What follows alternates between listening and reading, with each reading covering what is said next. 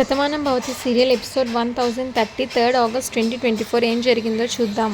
ఒక ఆవిడ వచ్చి మురారి బాబు ఆ అమ్మాయిని పట్టుకొని కూర్చో, దిష్టి తీస్తాను అంటే డాక్టర్ భార్గవి ఇప్పుడు తను స్పృహలో లేదండి, ఇలాంటివన్నీ చేయకూడదు అంటే కాదనకమ్మ, వైద్యం చేస్తే కోలుకుంటుంది అని మీ నమ్మకం, దిష్టి తగిలి ఇలా జరిగిందని మా నమ్మకం, దిష్టి తీస్తే ఎలాంటి దోషాలున్నా పోతాయి, ప్లీజ్ దయచేసి కాదనకండమ్మా అని అంటే అప్పుడు భువనేశ్వరి ఇలా అంటుంది, ఈ ఊరి వాళ్ళు ఈ కుటుంబాన్ని ఎంతో అభిమానిస్తారు, మా ఇంట్లో ఆనందం వస్తే వాళ్ళ ఇంట్లో ఆనందిస్తారు, ఈ ఇంటికి కష్టం వస్తే ఊరంతా బాధపడతారు, ఈ ఇల్లు వేరు ఊరు వేరు కాదు, ఈ ఊరందరికీ ఇల్లు ఇంటి మనుషులు కావాల్సిన వాళ్ళే, వాళ్ళ నమ్మకాన్ని గౌరవించడం మన ధర్మం అని అంటుంది.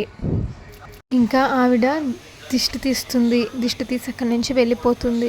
ఇంకా ఊళ్ళో జనాలు అమ్మవారి ప్రతిమకి అభిషేకం చేసి ఇలా దండం పెట్టుకుంటారు. ఈ ఊరికి పెద్ద భువనేశ్వరమ్మ మురారి గారు, అలాంటి కుటుంబానికి ఎలాంటి సమస్య రాకూడదని మేము ఎప్పుడు దండం పెట్టుకుంటాం, మా ఊరందరి మంచి కోరుకునే కుటుంబం అది, చల్లని తల్లివి నువ్వే వాళ్ళని కంటికి రెప్పలా కాపాడతావని అందరం నమ్ముతాము, మేము నమ్మిందే నిజమైందమ్మా, మురారి బాబు ప్రేమించిన రాధమ్మ తిరిగి వచ్చింది, ఇన్ని రోజులు రాధమ్మ కనబడక మురారి బాబు పడిన వేదన మనందరికీ తెలుసు, అనుకోని ప్రమాదం జరిగింది, రాధమ్మని కాపాడమ్మా, అందరినీ కాపాడే తల్లివి నువ్వు అని దండం పెట్టుకుంటారు ఊళ్ళో జనం. ఇంకా మురారి రాధ కలిసి అమ్మవారి దగ్గరికి వెళ్ళి దండం పెట్టుకున్నాయని గుర్తు తెచ్చుకుంటారు. రాధ, నువ్వు నా జీవితంలోకి రావాలనుకోవడం నా అదృష్టం, నువ్వు ఈ ప్రకృతి అంత అందంగా ఉంటావు రాధ అంటే అప్పుడు అడగకుండానే దేవుడు వరమిస్తాడని నాకు తెలియదు మురారి, నువ్వు నా జీవితంలోకి వచ్చాకే నాకు తెలిసింది అని అంటుంది.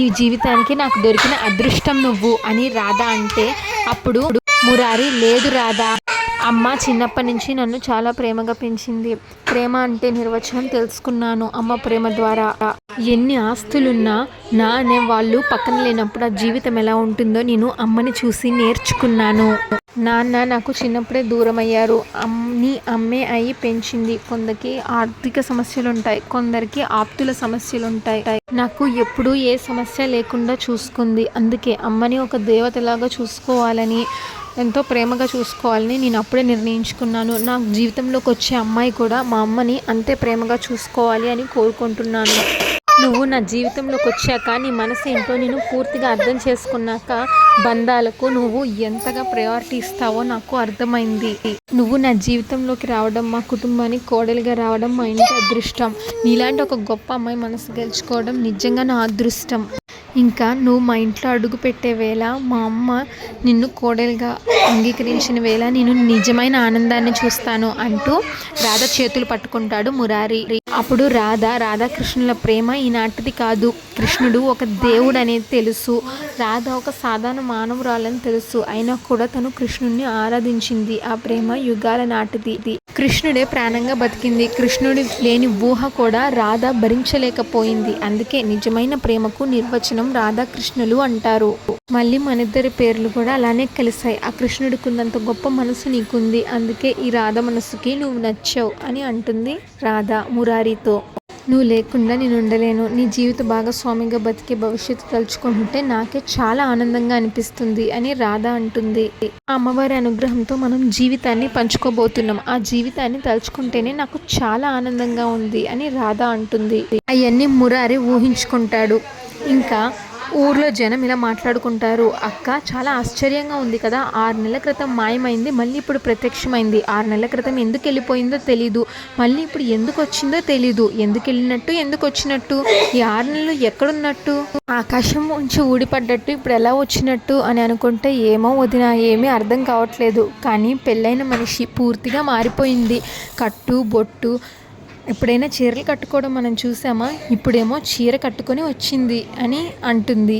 ఒకవేళ పెళ్లి చేసుకుందేమో అని అంటే లేదు వదిన, మెడలో తాలిబొట్టు లేదు, నుదుటిన సింధూరం లేదు, పెళ్ళి మాత్రం జరుగుండదులే అని అంటే ఇన్ని రోజులు ఎక్కడికి వెళ్ళినట్టు అని మాట్లాడుకుంటూ ఉంటారు. ఇదంతా పక్క నుంచి భువనేశ్వరి వింటుంది. భువనేశ్వరిని చూడంగానే వాళ్ళు మనం తర్వాత మాట్లాడుకుందామని లోపలికి వెళ్ళిపోతారు. ఎన్ని ఇంజెక్షన్ చేసినా తను స్పృహలోకి అయితే రాలేదు. సిటీలోని హాస్పిటల్కి తీసుకెళ్తే బెటర్. ఇప్పుడు భువనేశ్వరి అడుగుతుంది, ఏంటి భార్గవి నువ్వు ట్రీట్మెంట్ చేయలేను అని భయపడుతున్నావా అని అంటుంది. లేకపోతే తన పరిస్థితి క్రిటికల్గా ఉంటే నువ్వు మాకు చెప్పడానికి భయపడుతున్నావా అంటే, సిటీలోని హాస్పిటల్కి తీసుకెళ్ళడం బెటర్ మేడం, తను ఇంతవరకు స్పృహలోకి రాలేదు, బ్లడ్ చాలా లాస్ అయింది అని చెప్తే, లేదు భార్గవి ఇక్కడే ట్రీట్మెంట్ చేద్దాం, అవసరమైతే వేరే డాక్టర్ని ఎవరినైనా మంచి డాక్టర్ని ఇక్కడికే పిలిపిద్దాం, తన్ని మాత్రం సిటీకి తీసుకెళ్ళడానికి వీల్లేదు అని అంటుంది భువనేశ్వరి. అప్పుడు కిట్టయ్య, ఏ అమ్మా ఎందుకు వద్దంటున్నావు అంటే, కిట్టయ్య మనకి శత్రువులు ఎవరున్నారు, ఇన్నాళ్ళు నీ వల్ల సాయం పొందాము అని చేతులైతే దండం పెట్టిన వాళ్ళనే తప్ప నీ వల్ల ద్రోహం జరిగింది అని శత్రువుల్ని చూసామా? ఈ ఊరంతా మనకి కవచంలా ఉంది, అలాంటిది మన మీదే హత్య ప్రయత్నం జరిగింది, రాధకి ఇలాంటి పరిస్థితి వచ్చింది అంటే మనకి తెలియని శత్రువులు ఎవరో ఉన్నారనే కదా. మన మీద అటాక్ జరిగి ఎంతో సమయం కాలేదు, వాళ్ళు పారిపోయారన్న నమ్మకం కూడా లేదు, ఇలాంటి సమయంలో ఊరు దాటి వెళ్ళడం ప్రమాదం, మన జాగ్రత్తలో మనం ఉండాలి కదా, అందుకే ట్రీట్మెంట్ ఇంట్లోనే చేయిద్దాం అంటున్నాను అని అంటుంది.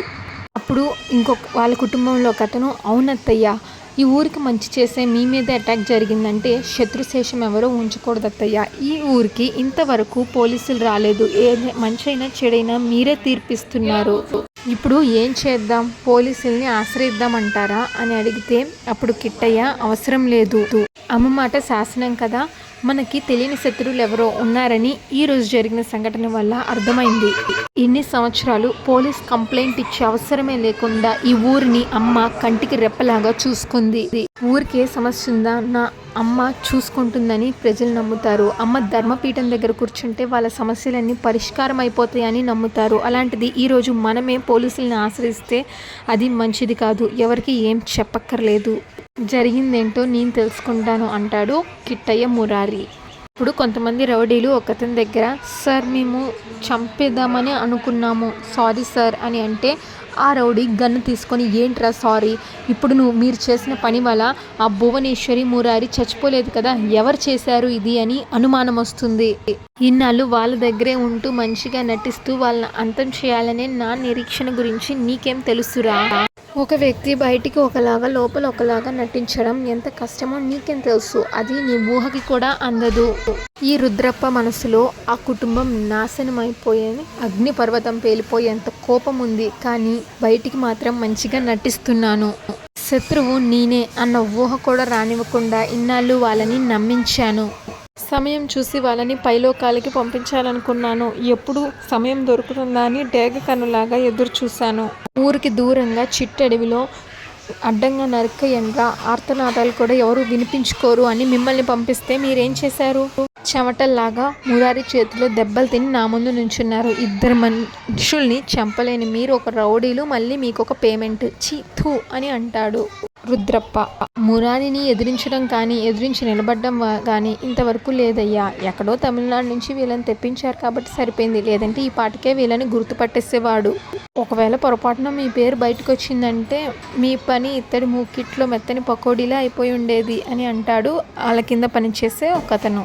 ఇప్పటికే వాళ్ళకి అనుమానం వచ్చిండొచ్చు, ఒకవేళ వాళ్ళు వెతికించి వీళ్ళని కానీ పట్టుకున్నారంటే వీళ్ళ చర్మం ఒలిపించైనా నిజం చెప్పించవచ్చు, అప్పుడు మీ పేరు వీళ్ళే హరికథ చెప్పినట్టు చెప్పేస్తారు, అందుకే ముందు వీళ్ళని ఇక్కడి నుంచి పంపించేయండి అని అంటాడు అతను. నిజమే చెప్పావు మూర్తి అని అంటాడు రుద్రప్ప. అప్పుడు రుద్రప్ప రౌడీలతో, అరే చెప్పిన పని ఎలాగో చేయలేక చచ్చారు, ఇంకా మీరు మీ తమిళనాడు బోర్డర్కి పోండి, గబుక్కున వాడికి కానీ దొరికారు మీ ప్రాణాలు పోవడమే కాదు నేను కూడా ఇరుక్కుంటాను అని అంటాడు రుద్రప్ప. అరే ఒకవేళ మీ వల్ల నాకేమన్నా అన్యాయం జరుగుతుంది అంటే మీ ప్రాణాలు పోతాయి అంటే, లేదు సారు సుబ్రహ్మణ్యేశ్వర స్వామి మీద ఆన, మీ పేరు మాత్రం బయటికి రాదు అని చెప్తాడు. మనం ఇంత జాగ్రత్తగా పంపించినా వాళ్ళు ఎలా తప్పించుకున్నారా అని రుద్రప్ప అంటే, అప్పుడు మూర్తి, అదేనండి మహిమ, ఎలా వచ్చిందో ఎక్కడి నుంచి వచ్చిందో తెలీదు, కరెక్ట్గా వాళ్ళ ప్రాణాలు తీసే సమయానికి ఆ అమ్మవారు పంపించినట్టే రాదొచ్చిందంట, ఒక్కసారిగా ఇంకో మనిషి వచ్చేసరికి వీళ్ళు తెల్లమొహం పెట్టారు, ఈలోగా మురారి తేరుకొని రౌడీలందరినీ బండకేసి బాదినట్టు బాధేశాడు అని చెప్తాడు మూర్తి. వాళ్ళిద్దరికి పెళ్ళినప్పుడు ఆ రాధ మాయమైపోయింది, 6 నెలలుగా రాని రాధ ఇప్పుడే రావాలా, నా ప్రతీకారానికి అడ్డుపడాలా అనుకుంటాడు రుద్రప్ప. ఆయన నాకు తెలియక అడుగుతాను, వాళ్ళ ముందు ఇంత వినయంగా ఉండే వీరు వాళ్ళ మీద ఇంత పగని పెంచుకున్నారు, అసలు ఏం జరిగిందయ్యా అని మూర్తి అడిగితే, ఆ సంగతి తలుచుకున్నప్పుడల్లా నా నరాల్లో రక్తం యాసిడ్ లాగా మరిగిపోతుందిరా అని కథ చెప్తాడు రుద్రప్ప. ఈ రుద్రప్ప ఒక రైతుని ఇలా అంటాడు, ఏం స్వామి పంటలు పండలేదని తిండం మానేసావా, లేకపోతే బ్రతకడం మానేసావా, మరి నాకు కౌలు డబ్బులు ఇవ్వమంటే మాత్రం కథలు చెప్తున్నావు అని అంటాడు. అప్పుడు ఆ రైతు, కథ కాదయ్యా, ఒక రైతు వ్యధ, ఆకాశాన్ని చూస్తూ నేలను నమ్ముకొని పంట సాగు చేస్తాం, పంటలు సరిగ్గా పండలేదు, భూమిలో పంట సరిగ్గా రాలేదు బాబు, పెట్టిన పెట్టుబడిలో సగం కూడా రాలేదయ్యా, పెద్ద మనసు చేసుకొని మీరే అర్థం చేసుకోండి, వచ్చే ఏడాది మళ్ళీ పంట వేస్తాను, బాగా సాగితే తప్పకుండా ఇచ్చేస్తానయ్యా అని అంటాడు ఆ రైతు. అప్పుడు రుద్రప్ప, చూడు సింహాద్రి, 100 ఎకరాలు సాగుకి ఇచ్చాను అంటే డబ్బు వస్తుందనే ఇస్తాను, నేను జాలి దయ అని కూర్చుంటే నేను కూడా ఈ 100 ఎకరాలు అమ్ముకొని 5 ఎకరాలు ఎవరైనా సాగుకి ఇస్తారేమో కౌలు చేసుకుందామని చూసుకోవాలి. నేను భూమి ఇచ్చేటప్పుడే చెప్పాను, కౌలు నాకు ఇస్తానంటేనే భూమి ఇస్తాను అని.